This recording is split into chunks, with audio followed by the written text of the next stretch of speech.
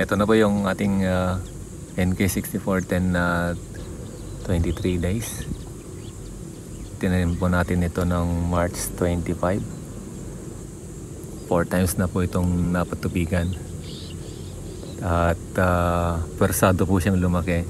Nilagyan na po natin siya ng tricky fertilizer, anaa at yung bibitol. Susunod natin dito yung power grower at saka bibitol ulit. Lalagyan natin siya ng chelated calcium para matibay. Baka sakaling kung may mga malalakas na ulan ngayon or malalakas na hangin, hindi siya kaagad-agad matutumba. So eto, makikita nyo medyo yellowish yung kanyang dahon dahil persado po siyang lumaki sa bibitol at anaa, saka yung tricky fertilizer nilalagay natin.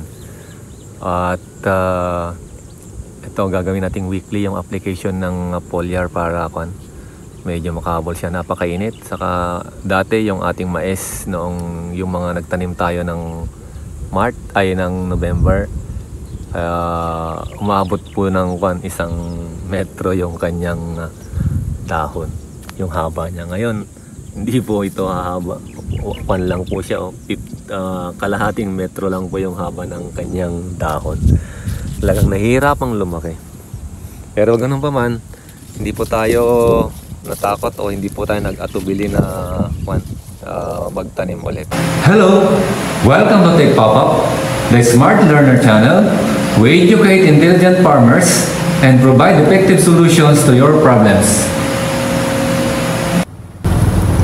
Gumagamit po ba kayo ng maraming inorganic fertilizer? Acidic din po ba ang inyong lupain? Mabagal bang lumaki ang inyong mga halaman? Panahon na po para pagandahin at pababain yung paggamit ng inorganic fertilizer. Kayo po na nag-o-organic, pwede po ninyong gamitin ito.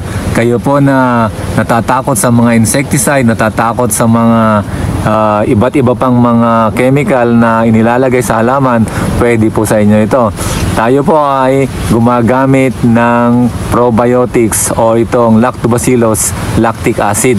Ito po ay nagpapaganda o binabalik niya yung ganda ng lupa. Binubulok po niya ng madalas o mabilis yung mga pwedeng bulukin sa lupa, kagaya ng mga dahon, yung mga rice straw. Pinapabilis po nito ang pagbubulok. At ang ginagawa po niya ay yung mga binubulok po ay ginagawa po niyang amino acid, na yung amino acid ay nagtataglay ng nitrogen, at ang nitrogen ay nagpapaganda sa ating halaman para ito'y mabilis lumaki at magaganda, malalaki po ang bunga. So subukan po ninyo itong ating probiotics, itong ating tricky fertilizer, at para gumanda ang inyong halaman at maibalik yung dating matabang lupa. Napakakapal po nito.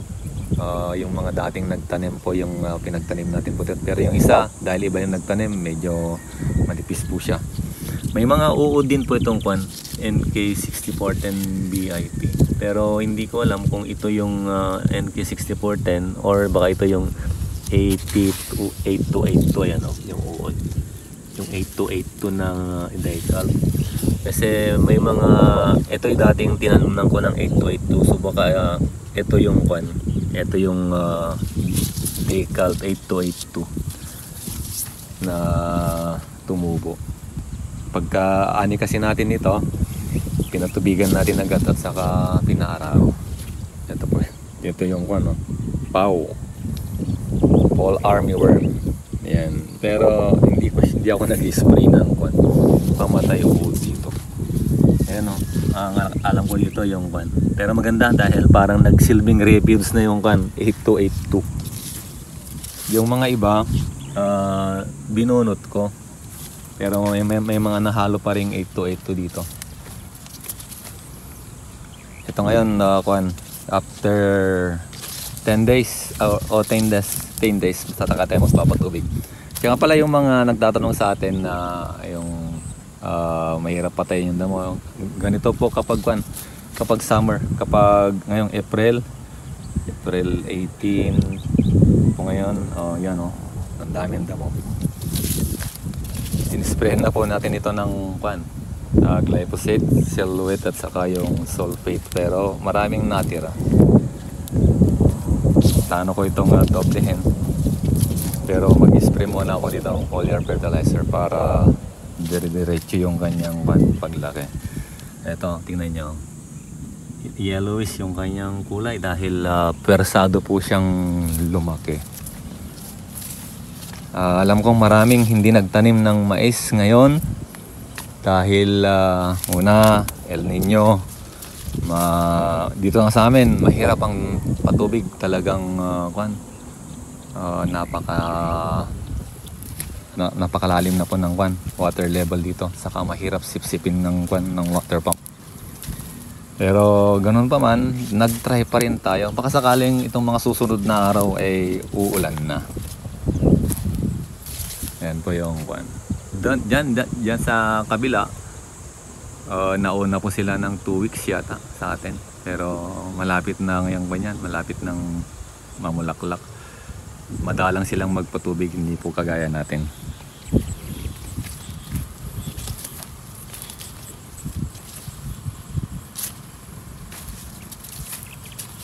Ito yung pinapakita ko sa inyo para makita nyo na magandang variety po ito. Hindi ko promote, pero para sa mga gustong magtanim, hindi kayo malugi sa ka-spray ng pamatay uod. Ito, subukan nyo po itong Decal, itong NK6410 BIP. Nung nakaraan kasi tinanim ko to, yung mga katabi niya may uod, ito wala, kaya tinanim ko ulit ngayong marami pong uod ngayon. So kailangan na alagaan nyo po sa spray yung mga mais para hindi po masira, hindi po mawalang yung investment.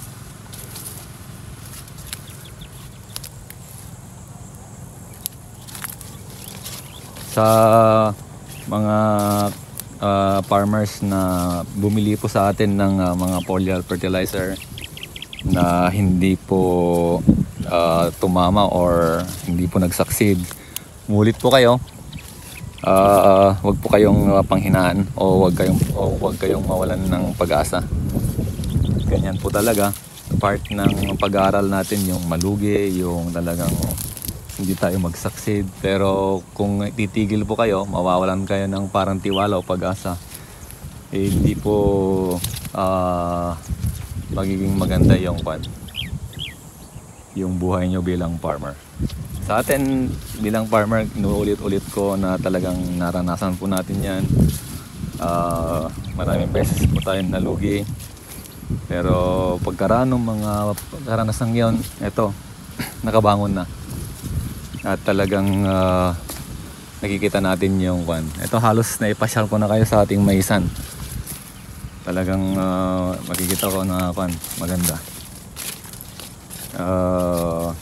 Hindi po patatalo yung mais sa paglaki kung tayo mismo na nag-aalaga ay masigasig. Hindi tayo nawawalan ng pag-asa.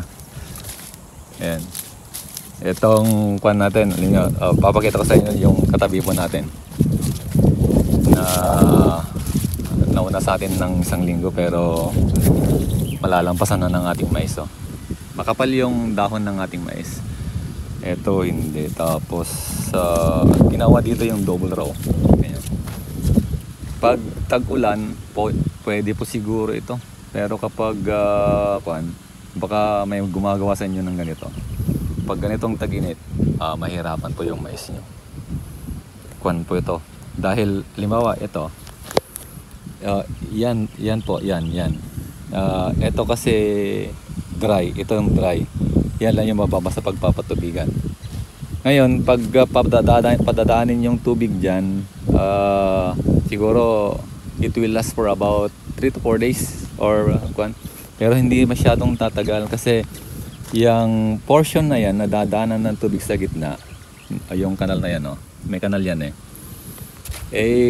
po yan, kasi yung moisture dyan, sisip-sipin nitong part na dry. Kaya kung ginagawa nyo po ito, sasabihin ko po sa inyo, yun pong sinasabi ko ay yung disadvantage ng ganito. Maganda po yung double row, tipid sa patubig, pero dapat lagi ka nagpapatubig dahil kung hindi ka laging nagpapatubig, mahihirapan ng mais. Kaya pa nito, nauna siya ng 1 week pero hinabol na ng ating mais. Lalo tayo ay weekly tayo nagpapatubig ng ating mais, kaya ganyan po yung naging itsura ng ating mais. So dito naman sa kabila, kasabay din natin itong nagtanim. Kaya lang, nung nagpatubig po siya, wala pang abono kaya nahuli siya. Tapos nung ikalawang pagpapatubig, nagpatubig siya, parang sumunod siya sa atin, pero ang nilagay niyang abono yung harvester. Tingnan niyo yung kanyang yung mais, hindi masyadong bumuka, mabagal po sa paglaki. Samantalang itong atin, ito yung kinargahan natin ng Viking sheep. Nung wala tayong makuhang Viking sheep dahil out of stock, ang nilagay po natin ay yung winner saka yung swire. Hindi ako po gamit ng harvester kasi mahina yung abonong yun. Ito yung natin. Ito yung kasabay natin na gumamit ng harvester. Sinasabi natin sa inyo yung mga advantage ng mga abono para alam niyo po yung ginagawa niyo. Kasi lahat naman mahal. Tapos ito yung epekto ng abono. Third na patubig na po nito. Pero ganyan po yung itsura. So i-compare po sa atin na sabay lang po kaming nagtanim. Pero sa atin kasi, pagkatapos ng tanim, nag-abono kaagad tayo ng Viking sheep urea. Kaya ganyan po yung kanyang itsura. Pero ipapakita natin yung ibang tanim pa natin dito na kasabay din ng ating Ito yung patanim ko. Katabi nung nagpapatubig ngayon. Ganito kalakas yung tubig sa atin na talagang napakahina.